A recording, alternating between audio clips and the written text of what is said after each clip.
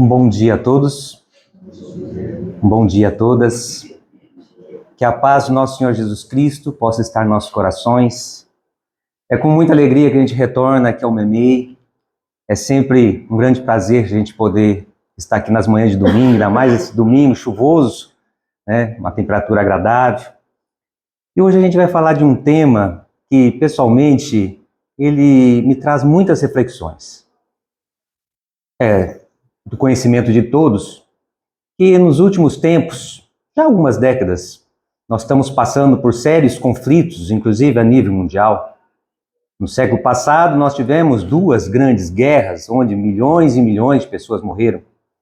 E, na própria atualidade da nossa humanidade terrena, nós ainda temos muitas guerras entre nações.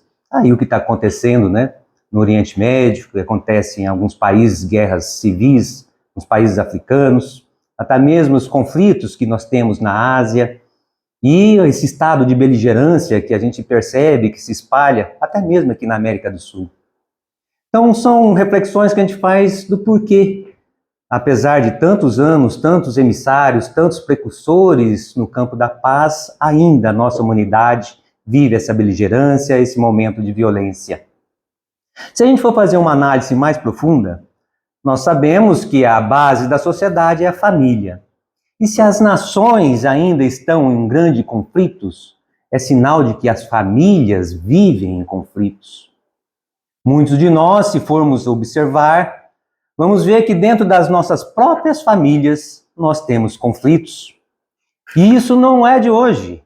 Jesus, já no seu sermão profético, já nos falava que haveria de chegar tempos onde os pais se voltariam contra os filhos contra os pais, os irmãos contra os irmãos e por aí afora. Se a gente for fazer uma análise um pouquinho mais profunda, a gente vai ver que, obviamente, quem constitui as famílias? A personalidade, a individualidade de cada um de nós. Se as famílias estão em conflitos, é porque é sinal de que nós estamos num conflito íntimo e estamos tendo uma grande dificuldade de lidar com este conflito. Também, acredito que todos nós já ouvimos que estamos passando, talvez, a maior época da história da humanidade, onde a depressão e a ansiedade passaram-se a ser os grandes tormentos de cada um de nós ou de muitos de nós. E a gente vai analisando isso e pergunta-se, por que será?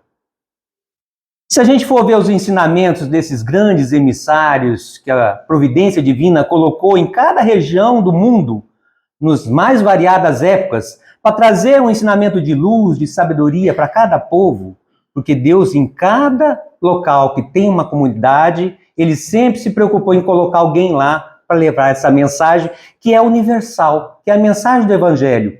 Mesmo não tendo o nome Evangelho, se você for ver os ensinamentos lá dos antigos Vedas, lá no Bhagavad Gita, os versos que temos lá, a gente vai ver que vai trazer uma mensagem de amor, de fraternidade, de solidariedade, e principalmente um chamado para a gente olhar para quê? Para dentro de si.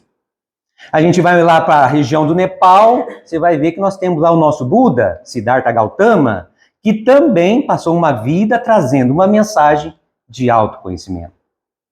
A gente vai no Egito, tivemos lá o emissário divino, Hermes Trismegisto, que ali, através dos seus ensinamentos, também de autoconhecimento. Chamamos de Livro dos Mortos, mas lá chamava de Caminho da Luz. Por que Livro dos Mortos? Porque depois de chegar a tantas tumbas de faraós, encontrava esse livro ao lado do sarcófago. Então passou a ser Livro do Morto, Livro dos Mortos. Mas o livro, o nome originário, A Caminho da Luz. A gente vai um pouquinho mais ali próximo, inclusive, vamos na Grécia Antiga. A gente já vai ver lá no Oráculos de Delfos a frase, conheça-te a ti mesmo.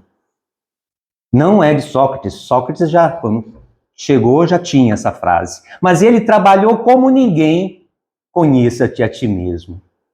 A gente vai ali, entra no judaísmo, a gente vai ver os profetas trazendo já desde Abraão, inclusive, trazendo para nós a árvore da vida, os pontos que nós temos que fazer, todos eles passando pelo nosso interior, para se chegar ao cume, à evolução espiritual. E com Jesus não é diferente. Se a gente for analisar toda a sua pregação, tudo o que ele nos trouxe, todos os seus discursos, sempre um chamado para a gente conhecer a si mesmo. Olha que coisa fantástica. E nós estamos em pleno século XXI, passando pela maior epidemia de depressão e de ansiedade, com todos os ensinamentos. Aí a gente chega a uma conclusão que nós provavelmente estamos escolhendo algum caminho que talvez não seja o caminho mais apropriado para a gente fazer essa autorreflexão. Porque nós muitas vezes estamos passando por esses conflitos íntimos, psíquicos, então estamos tendo uma certa dificuldade nesse autoconhecer. E isso é algo que é comum de nós, porque de regra geral, quando nós temos os nossos conflitos íntimos, nós tentamos solucioná-los buscando coisas exteriores. Desviamos o foco do problema, que é a nossa alma, e muitas vezes através de coisas principalmente materiais, nós tentamos achar a solução, ou algo que vai nos consolar, algo que vai fazer com que a gente sofra menos através disso. Quer ver um exemplo? Na época de Jesus, nós tivemos o primo dele, João Batista, considerado precursor de Jesus, porque começou a pregar um pouco antes dele. E ele foi às margens do Rio Jordão e criou um sistema para chamar a atenção. João Batista, todos aqui sabem, ele se vestia com peles de camelo, comia gafanhoto, mel silvestre, assim como Elias, há tantos séculos atrás, foi um profeta hebreu. E ele precisava atrair essas pessoas. O que ele fez para atrair as pessoas para o advento do Messias? Ele fez um ritual de imersão nas águas das pessoas e chamava aquilo de batismo. Ah, Caetano, já tinha lá no Antigo Testamento? Não. Se for ver lá, os judeus não faziam imersão na água.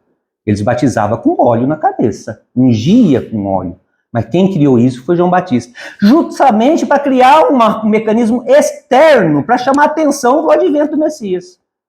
E o que ele dizia? Arrependei-vos, arrependei-vos, que é chegado o grande dia do Senhor. Arrependei-vos, arrependei-vos, arrependei-vos, porque é chegado o reino de Deus. E trouxe uma série de ensinamentos a tal ponto que Herodes, depois de todo aquele processo junto com Herodíase, foi decapitado por causa das coisas que ele falava. Ou seja, ensinamento que mexia com a sociedade. E nós conhecemos João Batista hoje como? O que ele ensinava? Muitas das vezes a gente nem sabe o que ele dizia ou o que ele falava, mas a gente conhece que João Batista, João o Batista, aquele que batizava. A gente se prende ao fator externo que ele criou e aquilo que ele ensinou a gente desvia. Uma mostra de como que a gente busca sempre o externo para aplacar as nossas dores íntimas. E a isso decorre o quê? Hoje, nos dias atuais, nessa busca incessante pelo consumo, pelo material, nós estamos passando por tantas aflições, tantas angústias, muitas vezes decepções, insatisfações, em face de um mecanismo que nos impõe que a gente tem que consumir, consumir e consumir. Olha um exemplo. Quando eu tinha cabelo, já faz algum tempo, eu entrava no supermercado e lá só tinha 3 tipos de shampoo. Shampoo para cabelo seco, shampoo para cabelo oleoso e shampoo para cabelos normais. Como o meu era seco, era fácil. Pegava o shampoozinho de cabelo seco, corria para casa, estava satisfeito. Hoje, a gente entra num estabelecimento comercial que só mexe com cosmético. Já começa por aí, não tem outras coisas, é só cosmético. E a gente, às vezes, passa horas lá dentro e sai. Eu falo isso porque, às vezes, eu vou com a minha esposa e eu falo, querida, você não vai comprar nada? Não sei o que comprar. De tanta oferta. E mais, quando compra algo, tem 100 produtos. Qual que eu vou comprar? Começa a dúvida, não sei o que eu vou comprar. Mas quando você acha um, você fica momentaneamente feliz por ter pego aquele. Mas na hora que você olha na prateleira e vê que você deixou os outros 99, você fica muito mais triste pelos 99 que você deixou na prateleira do que aquele que você está levando para casa. Consumo. Consumo. E nós, se a gente não se alertar para isso, nós somos colocados nessa roda, nesse bolo, e na hora de ver, a gente está nesse ciclo. Falta de vigilância nossa íntima. Então, hoje, é assim que nós estamos vivendo. Estamos vivendo a geração do descartável. Antigamente, uma família constituía, o marido e a mulher constituía o lar e adquiria um imóvel, regra geral, vivia a vida inteira naquele imóvel. Hoje, a média de uma família numa residência é de 5 anos, na classe média. 5 anos, e não quero mais morar aqui, tem que trocar de casa. Veículo, nem se fala. Nós estamos em fevereiro, já estão lançando o modelo do outro ano. E você já não quer o carro que você tem em fevereiro, porque já está lançado o modelo do próximo ano. Computador, você vai na loja, compra o computador. A hora que você chega em casa, já saiu uma versão mais atualizada, teu computador já está desatualizado. Smartphone, nem se fala. Nem se fala. Viu como que a gente não percebe, a gente é colocado nessa roda? E isso, para quê? A gente vai buscando isso para aplacar as nossas dores íntimas. A gente consegue? Provavelmente não. E se é a maior epidemia de depressão, de ansiedade, é porque esse caminho não vai aplacar as minhas dores íntimas. Não vai aplacar as dores íntimas. Então isso faz a gente refletir e tentar achar soluções. Aonde que está o caminho? Aonde que nós estamos nos equivocando? Por que a gente está nessa loucura de vida de consumir? Não que a gente não tenha que viver no material. Muito pelo contrário. Dependemos do nosso corpo para que a nossa alma possa se manifestar aqui nesse campo de encarnados. Mas isso não pode ser prioridade. Porque a partir do momento que isso passa a ser prioridade na minha vida, a minha vida espiritual, aquilo que se passa dentro de mim, passa a ser secundário. E aí eu não dou atenção para o principal, que é a minha essência espiritual. É interessante que Kardec, obviamente, na codificação, a espiritualidade benfazeja se preocupou com isso. Tanto é que na questão 799 de O Livro dos Espíritos, Kardec vai perguntar como que o espiritismo pode contribuir para o progresso da humanidade. A resposta que ele teve é chocante. Eu falo que a primeira vez que eu li, eu me choquei, porque está vindo de espíritos benfazejos, venerandos, superiores. A resposta deles é destruindo, é o termo que usaram, destruindo o materialismo. Está lá. Procura a resposta da questão 799. Não é forte? É forte. Mas queriam dizer para a gente não viver o material? Não. É no sentido de não darmos mais importância para o material do que para o espiritual. Então, essa é a coisa que a gente tem que buscar. Porque se a gente está buscando o externo, até hoje, é sinal que a gente chegou o momento de a gente dar mais atenção para o nosso interno, para o nosso campo mental, para o nosso pensamento, para os nossos sentimentos. Porque eu acredito que as pessoas não ficam depressivas porque não saiba, por exemplo, o Teorema de Pitágoras. Não. As pessoas ficam depressivas por causa dos conflitos íntimos que tem, principalmente dentro das famílias. É ali o nosso primeiro palco. É ali que a gente está ali convivendo um com o outro. E, obviamente, no nosso estado de evolução que ainda estamos, todos nós cutucamos o outro. Aí é uma sabedoria de aprender a recolher os espinhos para poder conviver dentro de um mesmo lar. Porque se a gente eriçar os nossos espinhos, não vamos conseguir viver em família. Então é uma luta, é um aprendizado diário, constante. E que o Cristo nos traz, sabe, o eixo fundamental para que a gente consiga vivenciar isso aí. E o eixo fundamental está lá, tanto no Evangelho de Marcos, quanto no Evangelho de Mateus, se eu não me engano, capítulo 22 de Mateus e 12 de Marcos. O maior mandamento. E é interessante porque antes tem vários ensinamentos, nós temos as parábolas, temos o discurso de Jesus. Este é o mandamento. O que significa esse? Se eu não cumprir, eu não vou encontrar aquilo que eu estou buscando dentro da minha religiosidade, a minha evolução e ser um ser melhor. E qual que é o mandamento? Cristo trabalha 3 versões sobre o amor. Porque quando o doutor da lei lhe pergunta como que faz para encontrar a vida eterna, né? Ele pergunta para o doutor da lei, né? O que está escrito na lei? E o doutor da lei responde: amarás o teu Deus sobre todas as coisas, de todo o teu coração, de toda a tua alma, de toda a tua força, de todo o teu entendimento. Olha só, fechou. O mais importante, amar a Deus sobre todas as coisas. E ao teu próximo como a si mesmo. É uma tríade. Se a gente pode dizer que existe uma trindade, é uma tríade. As 3 versões de amor. Não tem como a gente amar a si mesmo sem amar nosso próximo. E não tem como amar a Deus se não amarmos o próximo. Eu vou só amar a Deus. Senhor, Senhor, Pai nosso que estás no céu. E o que o Cristo fala? Cuidado. Nem todo aquele que diz Senhor, Senhor entrarás no reino de Deus. Porque é uma tríade. Ele diz, se a gente não tiver trabalhar com nós a todos esses instrumentos que propicia as nossas virtudes com contato com o nosso irmão, como a caridade, como amor, como solidariedade, fraternidade, a gente não vai estar verdadeiramente amando a Deus. E, obviamente, também não vamos estar amando o nosso irmão. E precisamos disso, para que possamos fazer isso, amar a si mesmo. E para amar a si mesmo, quantas vezes a gente pensa que ama, a si mesmo e a gente está se autodestruindo? E por que a gente faz isso? Olha que interessante. Alguém aqui ama aquilo que desconhece? Para pensar. Vamos ver uma coisa desconhecida. Matéria escura, que os astrônomos não sabem o que é. Diz que 63% do universo é constituído de matéria escura. Depois tem a energia também escura, mas vamos falar da matéria escura. Ninguém sabe o que é, mas sabe que existe. A gente pode dizer assim, nossa, eu amo, morro de paixões pela matéria escura. Não, a gente desconhece. Agora, como que eu vou amar a mim mesmo se eu não me conheço?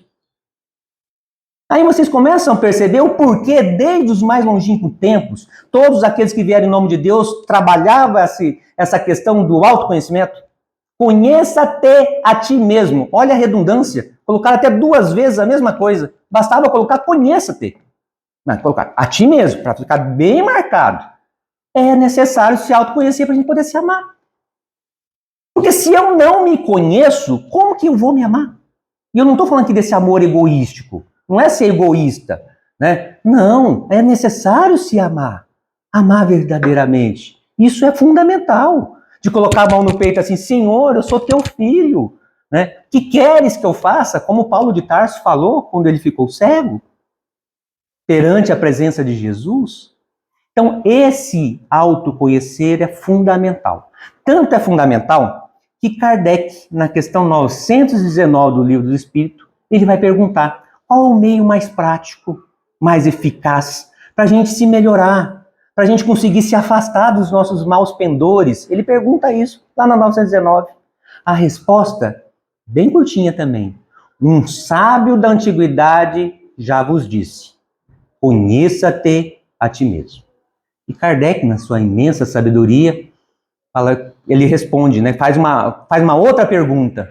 Não, nós sabemos da grandiosidade dessa sabedoria. Mas como? Você vê, se ele está perguntando é porque ele também sabia que a humanidade naquele momento não sabia como faz para se conhecer a si mesmo. Mas como que a gente pode se autoconhecer? Quem vem responder para ele? Santo Agostinho. Agostinho de Hipona, bispo da Igreja Romana, lá pelo século IV, século V, na África, que foi um dos maiores ideólogos da Igreja Romana. Só ele, nada mais, veio responder. Ele respondeu em 2 laudas lá pra gente. E ele fala mais ou menos assim, ele dá o caminho. Esse é o caminho da doutrina espírita para autoconhecimento. É o eixo que está lá. Kardec perguntou, como que eu faço para me autoconhecer? Como que a gente faz para autoconhecer? Santo Agostinho vem e fala assim, eu vou falar para vocês como que é o melhor caminho nesse estágio que vocês estão. Façais como eu, quando estava encarnado. Todos os dias, ao deitar, eu fazia uma análise de todos os meus atos. A gente consegue, ao deitar, fazer análise dos atos? Vou falar por mim, gente. Tem dia que eu mal tô caindo na cama, eu já tô dormindo. E eu esqueço de fazer essa análise. Não faça análise dos atos. E ele fala assim, analisai aquilo que você fez. Se você magoou, se você ofendeu, se você despertou ódio, sabe? Ele, principalmente as coisas que você prejudicou ao outro. Analise. Eu, vou ser sincero, tenho dificuldade de fazer essas análises. E Santo Agostinho sabia disso. Falou assim, vocês vão ter dificuldade? Ele não coloca lá no termo, mas dá a entender indiretamente isso. E fala assim, não basta só isso. O que você faz? Na hora que você tiver a dúvida se aquilo que você está fazendo é bom ou é ruim, porque o nosso orgulho joga uma capa, maquia, né? Às vezes a gente está ofendendo o outro, prejudicando o outro, mas o nosso orgulho cresce. Não, estou fazendo isso em nome da minha dignidade. E eu não vejo que está errado. Aí ele fala assim, então faz o seguinte, você sai da tua bolha. Tem uma bolha, você sai da bolha e coloca uma outra pessoa dentro dessa bolha fazendo a mesma ação para você. E aí você julga. Esse julgamento a gente pode fazer? Pode. Porque você está se auto-julgando, auto-analisando. Aí você olha como o outro estiver fazendo. Ah, machucou? Machucou. Então não faça. É fácil. Porque quando a gente vai pro outro, a gente não vê que tá machucando. Mas quando o outro faz pra gente, aí a gente vê. Não, isso aí não é legal, isso magoa, isso machuca, isso dói. Então, Agostinho diz que é ir por aí. Então, além de fazer a análise diária das nossas ações, ele fala isso, ó. Coloca outro para fazer para você e se pergunte a si mesmo, por que é que eu fiz isso? Busque a causa. Não é só analisar o fato. Ah, esse é o fato. Não. Busque a causa. Faça a perquirição. Isso é fundamental. Porque se a gente ficar só na análise, é totalmente incompleto. Temos que fazer a perquirição da causa, do porquê. Por que isso aconteceu? Aí a gente vai começar a encontrar respostas. E ele ainda dá mais uma dica fantástica lá no 919A. Ele fala assim, ó, observe. Sabe aquelas pessoas que não gostam de você? Observe o que elas falam de você. O que ela diz de você. Porque isso aí é um palco enorme de subsídio para a gente fazer análise de nós mesmos.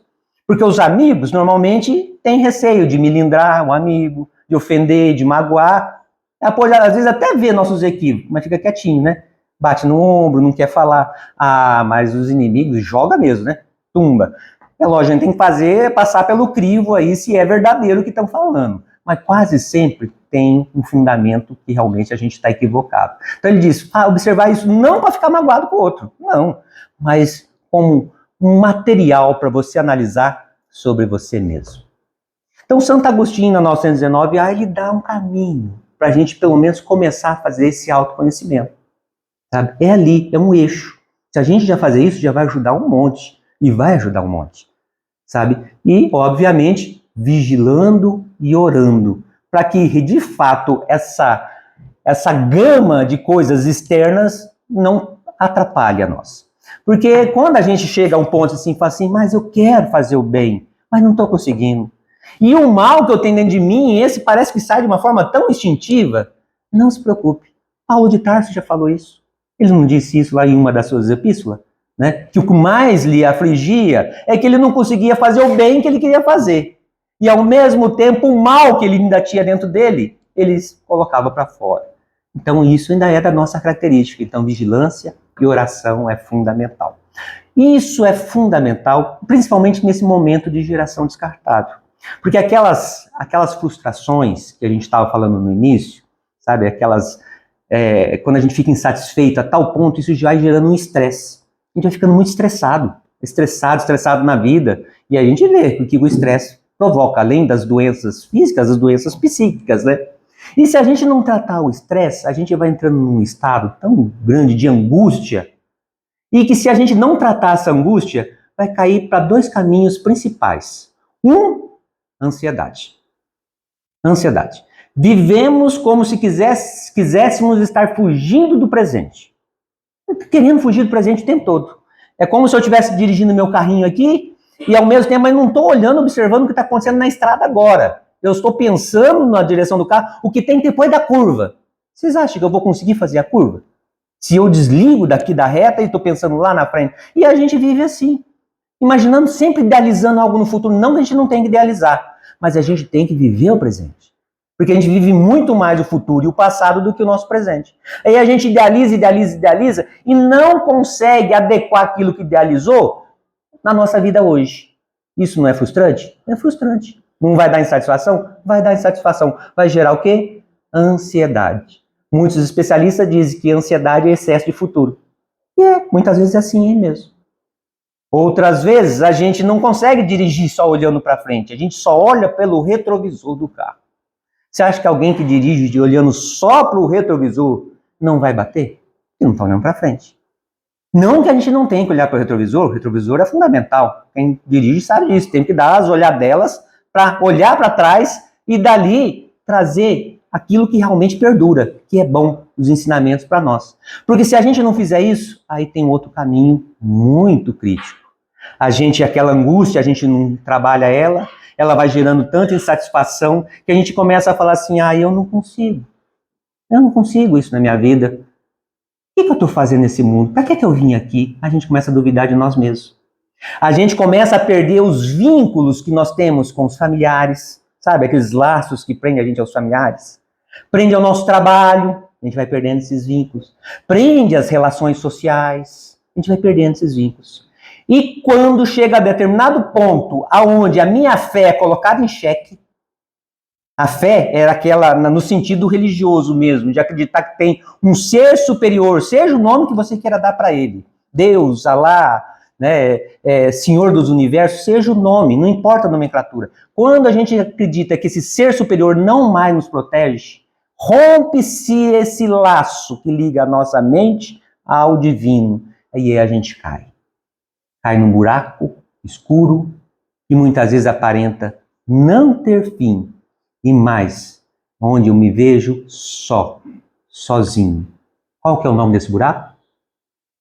Depressão. Então, quem já passou pela depressão, ou tem familiares que passam por isso, ou algum amigo, sabe do que a gente está falando. E é interessante que é assim, a princípio parece que esse buraco não tem fim. E quando se chega a esse buraco, precisa de ajuda para sair. Quase sempre precisa de ajuda, senão não tem jeito. Olha que coisa. Joana de Ângeles, ela traz uma linha pra gente algumas dicas. Quando a gente percebe que está indo para esse caminho, o que a gente tem que fazer para não cair nesse buraco? E não romper esse laço que a gente tem com o divino. Ela coloca 4 pontos principais. Ela coloca, primeiro ponto, a gente parar de reclamar. Parar. Ela chama isso aí pra gente fugir do amargor. Sabe aquelas coisas amargas na nossa vida? Ela diz, fuja. Pare de reclamar. Porque somos reclamões, né? Minha esposa pega no meu pé, mas você só reclama. E é verdade. Então, parar de reclamar. Segundo ponto que ela coloca pra gente fugir do amargor. Além de parar de reclamar, fuja também dos comentários negativos. Eles não vão ajudar em nada. Então, viu que algo é negativo? Quando você liga a televisão e ela diz, se você pudesse torcer, só sai sangue, fuja disso. Não vai ajudar quando a gente está nesse processo caminhando por uma melancolia. Esse é o primeiro ponto, fuja do amargor. Segundo ponto que ela coloca, espiritualizar-se. E quando ela fala em espiritualizar-se, ela está falando diretamente nessa ligação com Deus. Sinta-se filho de Deus. Sabe quando a gente é bebezinho, que os nossos pais nos acalentam, nos pega no colo, a gente se sente protegido? Resgata isso com a divindade. Trabalha essa tua fé. Somos protegidos. Está difícil, temos dores, temos sofrimentos, temos. Mas temos um ser superior que nos acalenta, que nos protege e que nos está nos sustentando. Ela diz isso, espiritualizar-se. Sinta Deus em você. E sinta Deus no teu irmão. Isso é espiritualizar-se para ela. Espiritualizar-se é trazer Deus para dentro do teu coração. Outro ponto que ela coloca, o terceiro ponto, é ajude-se. Ajude-se. E quando ela fala ajude-se, é em tudo. Se alimente bem. Você já viu uma pessoa depressiva? Não quer comer. Para de comer. Higiene, não quer tomar banho. Não quer tomar banho, não quer escovar os dentes. Quando você vê algum familiar, um amigo nessa situação que não quer comer, não quer escovar o dente, não quer tomar banho, nossa, já passou do sinal amarelo. Ela diz, cuide-se, você tem que tomar banho. Tem algumas pessoas que dizem assim, que gostam de não tomar banho, ela fala, não, mas tem que tomar banho. Para quê? Para poder realmente fazer a limpeza externa, é necessário. Né? Ela vai falando outras coisas, vigia o pensamento, está sempre vigiando esses pensamentos, é fundamental para a gente se ajudar. Como que eu quero me ajudar e eu não vigio meus pensamentos, só fico envolvido com esses pensamentos negativos, né? E outra coisa, acho que ela é interessante, ela fala assim, ajude-se, questão do lazer. Ela tem que ter lazer, tem que ter descanso. E ainda fala assim, que é interessante que o lazer não naquele sentido de um lazer que vai deixar a gente pior do que a gente estava antes. Vocês já saíram de férias, que agora eu estou com meus dias de férias, eu vou descansar. Aí você volta no último dia das férias, você está muito mais cansado de quando você entrou. Eu morei um tempo no Nordeste, na região litorânea, e era interessante que a gente acordava tipo 4h30, 5 horas da manhã para ir para a praia. Aí fazia as comidas, fazia as farofas, era frango assado, era bem coisa assim mesmo, de farofeiro, né? E juntava tudo, juntava um monte de coisa. Naquela época eu só tinha um filho, meu filho dava um trabalho danado, e é prancha disso, é prancha daquilo, o carro ia abarrotado, às vezes a gente levava até televisão dentro do carro. Chegava na praia, colocava lá comida, na hora que ia comer já estava cheio de formiga, era um Deus nos acuda. Meu filho ficava naquele sol escaldante o dia inteiro, eu ficava correndo atrás dele, morrendo com medo dele morrer afogado. Resumindo, a gente voltava para casa já de tardezinha, num cansaço. Minha esposa, tadinha, estava toda cansada, e mais, tinha que descarregar o carro. E aí eu percebia que mais da metade das coisas que a gente levava, a gente nem usava. Isso é lazer?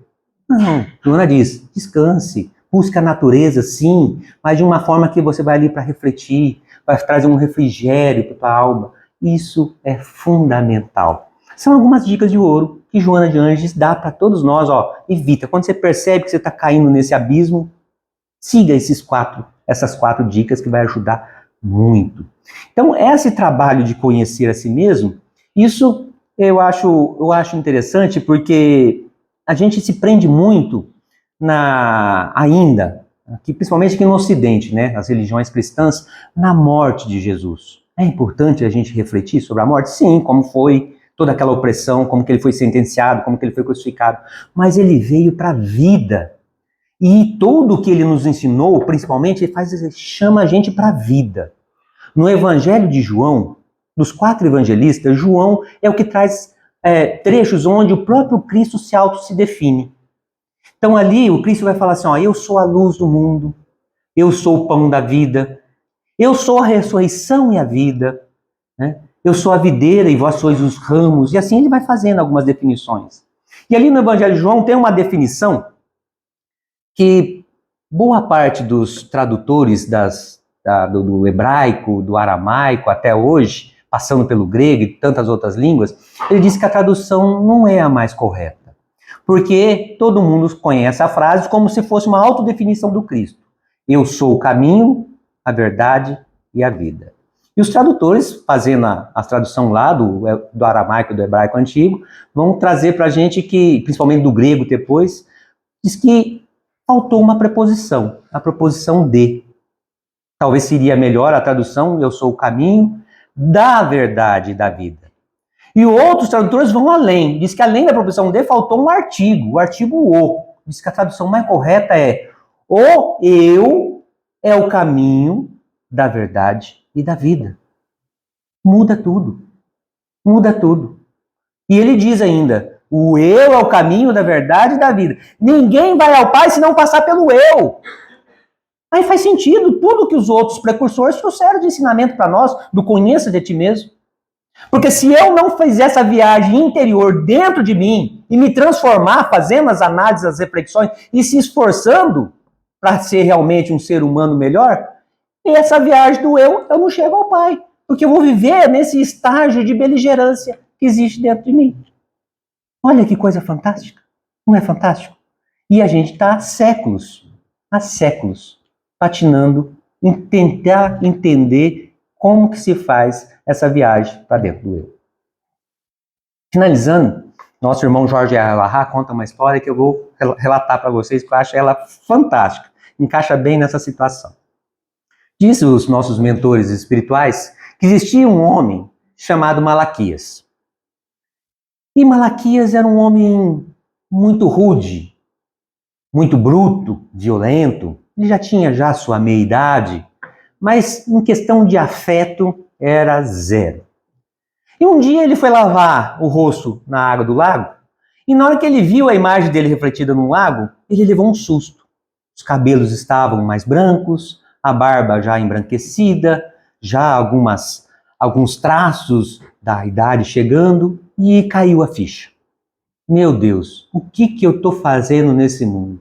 E ele ficou com uma ânsia muito forte dentro de si, que era como que eu vou conseguir encontrar o caminho do céu. Aí ele se recordou que ali próximo de onde ele morava tinha uma montanha, e no alto dessa montanha tinha um guru. Ele falou assim, um guru dá tantos conselhos para tantas pessoas, vou lá consultar com ele. Ele subiu a montanha, foi lá, bateu na porta, sai o guru. Aí o guru olha para ele, já até com receio, porque Malaquias tinha fama de violento.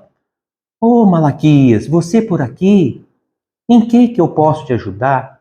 E Malaquias, já quase em prantos, disse: ó mestre, eu estou... E relata para ele: eu sou uma pessoa assim, uma pessoa assada, as pessoas não gostam de mim, sabe? As pessoas se afastam de mim, e eu quero muito encontrar o caminho do céu. Será que tem solução para mim?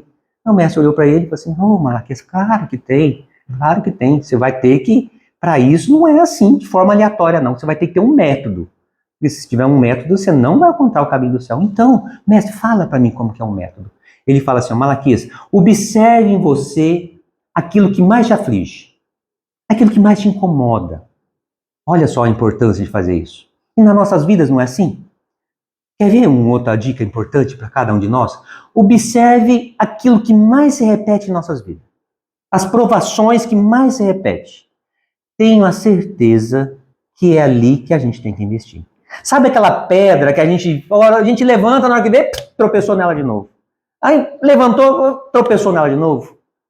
Essa pedrinha que a gente tem que tirar. E a vida nos coloca em várias situações para aquilo.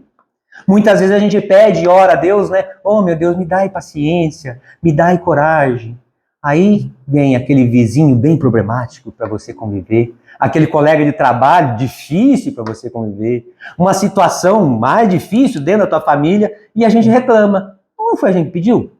Como é que a gente acha que vai adquirir paciência, coragem, virtudes na vida? Indo na feira e comprando um saquinho com paciência, coragem? Não, é conviver. Então o guru falou para Malaquias: ó, olha aquilo que mais te aflige. Identificou? Invista, transforme. Persevere, persevere, persevere. E você vai ver os resultados. Ah, mestre, será que eu vou conseguir? Falei: vai, persevere que você vai. E Malaquias desceu e começou a trabalhar a si mesmo, né? E o tempo foi passando, passaram-se os anos. Malaquias já com menos cabelo, a barba mais branquiçada ainda. Ele resolve, passando por vários conflitos de novo, sobe o monte, vai lá e bate na porta do guru. O mestre olha para ele: Malaquias, você aqui de novo, em que posso te ajudar? Ah, mestre, olha, está tão difícil. Eu consegui identificar. Eu identifiquei que, de fato, eu sou uma pessoa bruta, violenta, sabe, autoritária, que as pessoas não gostam de mim, nem meus filhos gostam de mim, e estou investindo, estou perseverando, mas estou perseverando e só está difícil. O que aconteceu, Malaquias? Ah, mestre, agora todos me chamam de mentiroso. Diz que eu sou um falsário, que a brutalidade está aqui escondida, sabe? Está aqui escondida, enrustida, e em qualquer momento eu vou explodir e vou sair agredindo todo mundo. Ninguém acredita em mim. Mestre, o que eu faço? Ah, Malaquias, é assim mesmo, faz parte do processo, Malaquias. Tenha calma, persevere e faça o seguinte: você vai voltar lá e não vai se ofender nem com a injúria nem com a calúnia. Não se fira. As pessoas vão te injuriar, vão caluniar, faz parte da vida, mas não se fira. E viva de tal modo que ninguém mais vai acreditar no caluniador. Como assim, mestre? Viver de tal modo que, por mais que as pessoas falem de você, as outras pessoas não vão acreditar. Por causa do teu exemplo, vai transformar as pessoas. Ah, mestre, mas será? Vai lá, Malaquias, persevere que você consegue. E ele desceu e foi trabalhando isso, trabalhando. Passou-se mais alguns anos, Malaquias já bem velhinho, já sem cabelos, e cheio de conflitos ainda, sobe o morro de novo e vai lá conversar com o guru. Bate na porta. Ô, Malaquias, você por aqui? O guru também já bem velhinho. O que eu posso te ajudar? Ah, mestre, eu fiz tudo o que o senhor falou. Sabe, eu investi em mim, eu me transformei, eu me tornei uma pessoa mais dócil, mais amorosa. As pessoas me caluniaram, injuriaram, e eu superei essas feridas e vivi de tal modo que as pessoas não acreditavam mais no outro. Então, Malaquias, não está maravilhoso? Ah, mestre, mas estou a ponto de desistir de tudo. Por quê? Ah, mestre, agora todos me chamam de banana. Me chamam que, olha, que eu tenho sangue frio. Me chamam que eu sou pior que uma barata. Eles riem na minha cara, só falta cuspir no meu rosto. E ele falou assim: ah, Malaquias, então você está no caminho certo. Mas como assim? Essa é a rota, Malaquias. Persevere, siga a tua rota e você está no caminho certo. E Malaquias volta, já com a idade avançada, adoeceu e desencarnou. Quando ele desencarnou, uma equipe de espíritos, sabe, mais elevados vieram recebê-lo. Ele até se assustou. Mas eu não sou bruto, não sou violento. Malaquias, você se transformou. Através do seu exemplo, você está se transformando a si mesmo e aos outros. E nós viemos aqui para convidá-lo, você, a integrar a nossa equipe de socorro a todas essas almas que estão sofrendo nas regiões umbralinas do nosso planeta. E Malaquias passou a participar com eles. Sabe, ele ouviu um clamor, descia as zonas abissais e socorria as pessoas. Amigos, parentes, eram tantas pessoas que clamavam e ele trabalhando nesse socorro. Até que um dia ele ouviu um pedido chamando pelo seu nome. Entrou fundo na sua consciência. Malaquias, Malaquias, me socorra. Malaquias, me ajude. Mas ele não conseguiu identificar quem que era. E ele foi descendo nas furnas, até que ele chegou na porta de uma caverna escura. E na hora que ele chegou na porta dessa caverna escura, ele ouviu lá dentro uma alma que gemia. E quando ele chegou para socorrer essa alma, ele percebeu que era o seu mestre, o seu guru. E o guru olhou para o Malaquias. Oh, Malaquias, me socorra. Você conseguiu se transformar. Eu não me transformei. Aí Malaquias pegou o mestre dele, colocou nos braços e levou para o pronto-socorro espiritual para que ele pudesse se restabelecer e voltar para aprender a colocar em prática aquilo que ele falou para tantas pessoas, mas não fez para si mesmo. Que essa mensagem possa servir de análise para todos nós da importância que é olharmos para dentro de nós e conhecer-se a si mesmo. Um bom domingo a todos, um bom dia, que Jesus nos abençoe.